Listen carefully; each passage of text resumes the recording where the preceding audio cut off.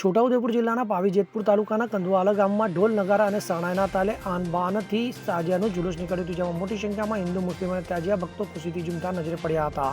તો પોલીસના ચુસ્ત બંદોબસ્ત વચ્ચે કંદવાલ વિસ્તારના મુખ્ય ડેમ બાબર ડેમમાં તાજિયાની નાની મોટી કલાકૃતિનું વિસર્જન કરવામાં આવ્યું હતું. ત્યારે ઉમંગ અને શાંતિપૂર્વક કંદવાલ વિસ્તારમાં તાજિયા ઉત્સવની પુનાહુર્તિ થઈ હતી. તો કંદવાલ નગરમાં કશિયાબા ફળિયામાં તાજિયાનું જુલુસ નીકળ્યું હતું. તો કસ્બા ફળિયામાંથી તાજિયાના મુખ્ય સ્થાનક ગેબ શાહબાબાની દરગાહ પર લઈ જવામાં આવ્યા હતા. તો કંદવાલ પંથકમાં તાજિયાનું જુલુસમાં આખું ગામ નારાઓથી ગુંજી ઉઠ્યું હતું. યા હુસેની આલીના નારાથી આખું વાતાવરણ ગુંજી ઉઠ્યું. તે પછી તાજિયાનું જુલુસ કંદવાલ ચોકડી પરથી નવાપુરા અને કંદવાલ મુખ્ય ડેમ બાબર લઈ જવામાં આવ્યા હતા. તો બાબર ડેમ ખાતે પોલીસના ચુસ્ત બંદોબસ્ત વચ્ચે તાજિયાનું વિસર્જન કરવામાં આવ્યું હતું. તો તાજિયા વિસર્જન દરમિયાન કંદવાલ પોલીસ સ્ટેશન પીએસઆઈ અને પોલીસ સ્ટાફ સહિત હિન્દુ મુસ્લિમ સમાજના અગ્રણીઓ ઉપસ્થિત રહ્યા હતા, જેમાં કંદવાલ સરપંચ રુજલીબેન રાઠવા અને છોટાઉદેપુર જિલ્લા પંચાયતના માજી ઉપપ્રમુખ રમણભાઈ બારિયા, કંદવાલ મુસ્લિમ સમાજના પ્રમુખ શોકતભાઈ મકરાણી તથા કંદવાલ